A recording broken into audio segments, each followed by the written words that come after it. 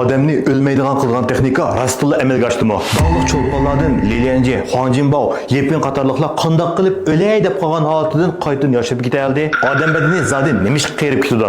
Odam badaniga qerisini keltirib chiqadigan vihliyochatilni rostilla yuqori fan texnika bilan itvet qilyapti. Olamdagi ajoyib g'aroyib ishlar qiziqsangiz, menga ergashing. Bu o'tgan yil 62 yoshga kirib qattiq qerib ketgan dağlıq artist Lilianji. Bu bo'lsa uning bu yilgi noma'lum fan texnikani ishlatish orqali yoshirishni amalga oshirib, chapdastlik bilan gumbi mashq qilayotgan holati. Qarasangiz, hatto uning chiroyidagi qo'riqlardan tatib yo'qolib ketgan. Uning o'tgan yilgi holati qarasangiz, 2 qadam mengib qo'g'icha asrab mo'dab ketganini ko'rasiz. Bu yilgi holati bo'lsa, Shizandagi tog'ning to'pisidagi butxonaga noyat asal mengib chiqa olgan. Hatto o'ynaqshib sakrab ketgan. Yordamchisi maxfiyatlikning tizli oshkorlanib ketishidan ensirayotgan odamdek Lilianjiga bo'ldi sakirmang deb ketgan. Mana bu hammamizga tanish Shangangning kino artisti Huang Jinbao. U 75 yoshga kirib qattiq qerib ketgan. Hatto putig'i qiyirliq yetib, ma'amasub chaqliq o'rindiqda o'ltirgan olib chiqib qolgan. Lekin u bu yil yoshirib, o'rnidan dast turib, gumpimash qilib yuriydi. Ishkiroliklarda bu cho'lponlarning to'saqdan yoshirib ketish voqeasi hozir eng qiziq nuqtaga aylangan bir xabarga aylandi. Bu to'g'risida hozir ishkirda xilma-xil o'sak so'zlar mavjud.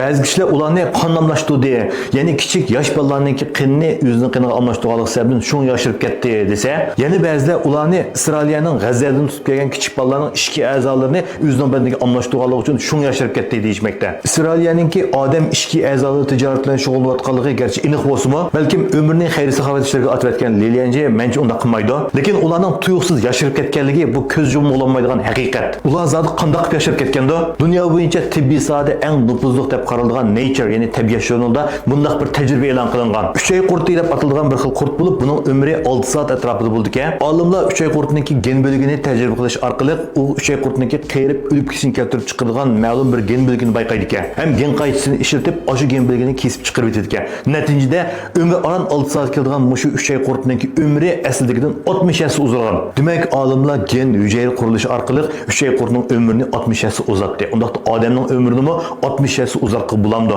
Odatda 60 yosh yashaydigan odamni 3600 yoshgacha yashaydigan, o'lmaydigan qilib bulamdi.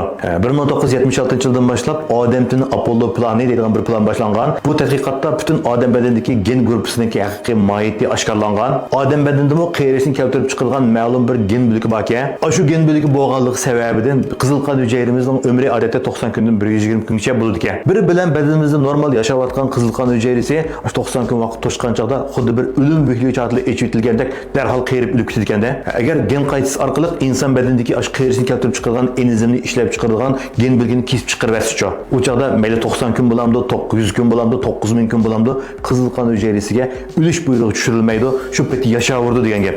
Navbatda Amazonning qurg'uvchisi Jeff Bezos 3 milliard Amerika dollari sarf qilib, mushu texnikani odam badaniga tatbiqlashga noatija kuch chiqarmoqda. Olimlarning deyishicha 2030-yilga qolmay bu texnika butunlay amalga oshadi ekan. Agar sizning yetarli pulingiz borib qolib qolsa, bundan keyin o'lmasangiz bo'ldi degan gap chiqibdi.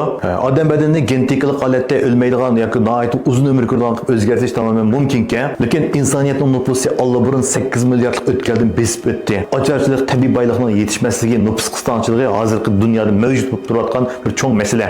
Agar insonlar o'lmaydigan bo'lib qolib qolsa, bu masala texmi eg'ilishib ketadi. Shunga xalqaro jamiyatdan insonlarni o'lmas qiladigan texnikalarga qarshi, lekin pulingiz jiqiyib, ma'lum nuqtadan ishib ketgandan keyin dunyoda sizni hech kim boshqara olmaydi.